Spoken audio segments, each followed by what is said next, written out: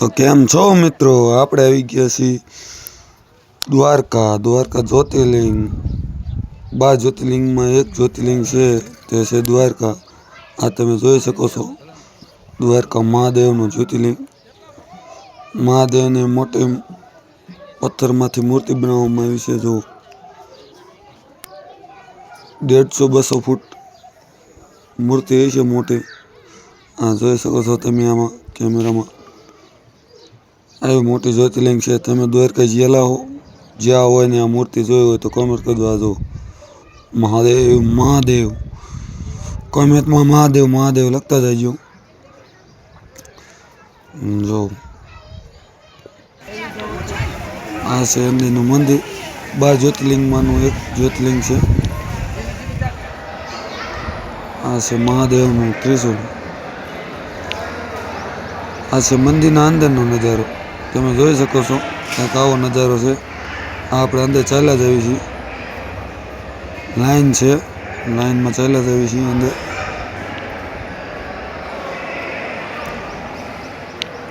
બધા આગળ હાલ્યા જાય, આપણે પાછળ પાછળ હાલ્યા જઈએ. તમે જેલા છો કે નથી જેલા તે કોમેન્ટ કરજો મિત્રો. જો આ કેમેરામાં દેખાડે છે અંદર જ્યોતિર્લિંગની પૂજા થાય છે. લાઈવ પૂજા અભિષેક. આ છે તે જ્યોતિર્લિંગ અને આ છે મંદિરનો નજારો. જોવો મિત્રો કેવો સરસ મજાનો નજારો છે.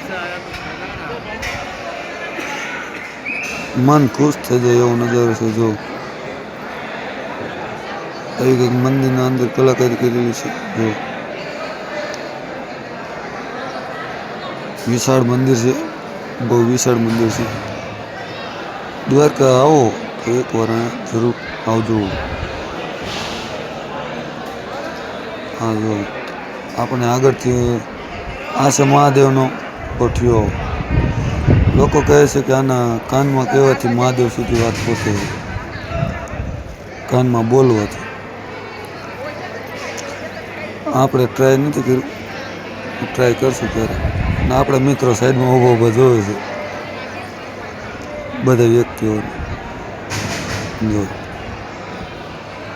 આ છે જ્યોતિર્લિંગ. જોવો તમે પણ દર્શન કરી લો. દેખાય છે બધા લોકો આપણે ઘરે ને ઘરે તે જગ્યાનું વિડીયો ઉતારે છે. કેમ કે અત્યારે બધા બ્લોગર બની ગયા છે. જો ના પાડે છે પણ આપણે ફરાઈને તો રિસ્ક લઈને ઉતાર્યું છે તમને લોકોને દેખાડવા માટે. જોવો મિત્રો આવું કાંઈક મંદિરનો નજારો છે અને સામે જ્યોતિર્લિંગ છે. લાઈવ અભિષેક પણ ચાલુ છે. આ કંઈક મંદિરના અંદરનો નજારો છે. મહાદેવનો પોટિયો, ત્રિશુળ. આ તમે જોઈ શકો છો. જય માતાજી.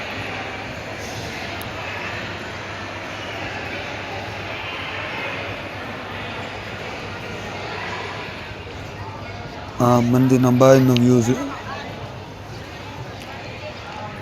જો કંઈક આવો વ્યૂ છે બહાર, તમે જોઈ શકો છો. આ પાછળની સાઈડ પણ ઘણી જગ્યા છે.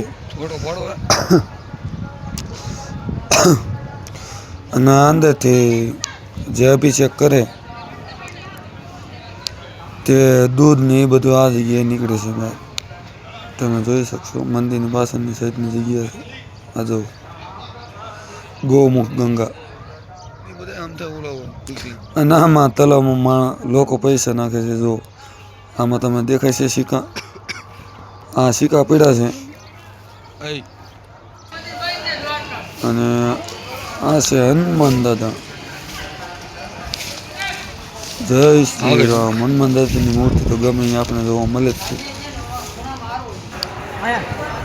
અને આ કંઈક ઓલું ફાઈબર કે તેને મહાદેવનું મૂર્તિ ને હિમાલય જેવું બનાવેલું છે. કારીગરી કરી છે. ફોટો પાડવા માટે મસ્ત જગ્યા છે. જાઓ તો એકવાર અહીં ફોટો પાડજો. અને આ છે મહાદેવની પાસેની સાઈડનું એની દેવ.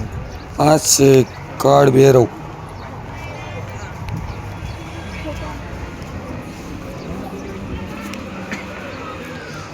જો મિત્રો